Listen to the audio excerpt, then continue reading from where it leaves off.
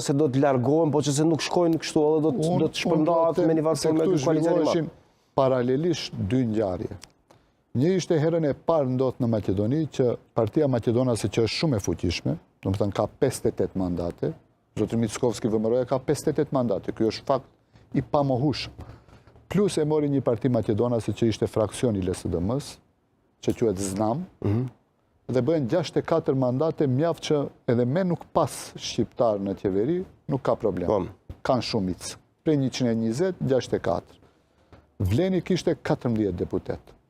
Herën e parë ndodhte që 4 parti bashk, prej të cilëve 3 janë tem kështu derivate të BDI-s, dhe një aliansa për shqiptarët është derivat i PDSH-s.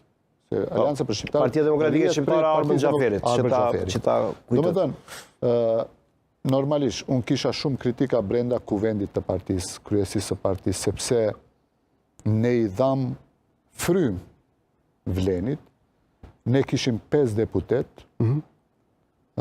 kurse tjerit bashkë kishin 9 deputet, dhe kisha kritika pse në ekzekutiv ne kemi përfaqësim njësoj si kur partit tjera. Për shembull, nuk mund të jemi të gjithë njësoj, 4 parti njësoj.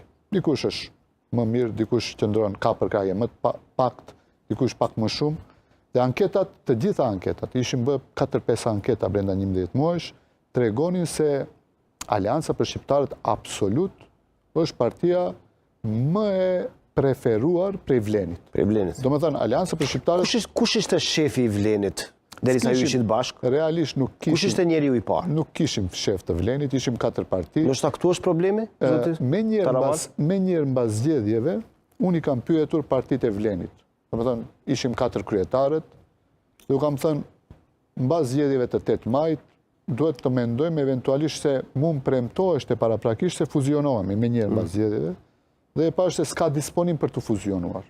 Për ta krijuar një parti politik. Absolut. Edhe unë prej atër ju kam thënë shifni, tash i kemi zgjedhjet lokale vitin e ardhshëm. Do të thënë këtë e them në korrik dikundi, korrik gusht të vitit 2024, në qoftë se nuk fuzionohemi me një parti, atër Alianca për Shqiptarët në zgjedhjet e ardhshme del me lista për këshilltar të veçanta prej partive tjera. Fundit, jo për të matur. Po thjesht ta shohim sa e kemi për krajen, se tash kur i kemi këto 107.000 vota, çdo kush për vete thot unë jam më i fuqishëm, edhe pse anketat ishin të qarta. Po jo për të matur, thjesht për ta motivuar antarësinë, sepse në qoftë se dalim me listat përbashkëta, përsëri është kaos.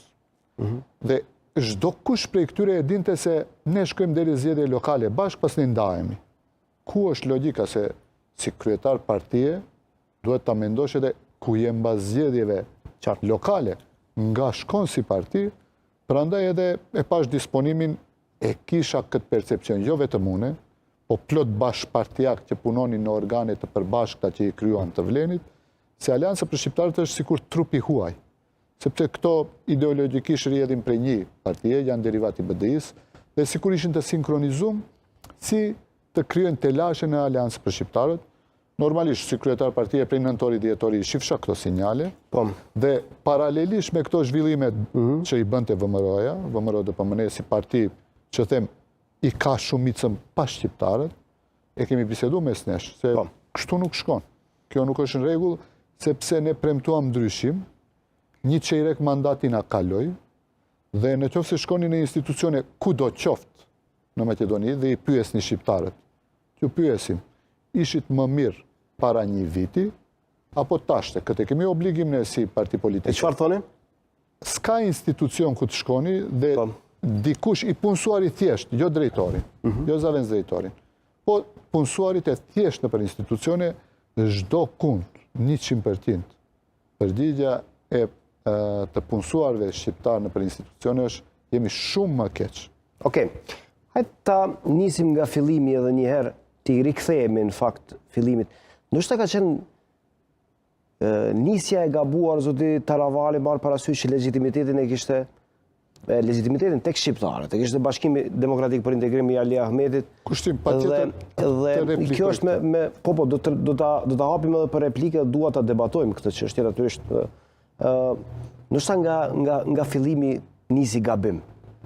Ndoshta është dashur që të respektohet vullneti i shqiptarëve të Maqedonisë. dhe thuhet se edhe si vlen nëse nuk arritëm të marrim më shumë vota se